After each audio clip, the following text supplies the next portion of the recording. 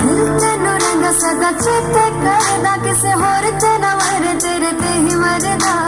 बन मेरी रानी तेरा राजा बन जा, तू ही बन मेरा घर दरवाजा बन जा। ओ तेनू वेख जावा तेरे गल रुड़िया, तू फुल ते मैं टाणी वांगू नाल जुड़िया। मैं जद तेरे ख्वाब वाले रात तुरिया, मैं तुरे बड़ा न मैं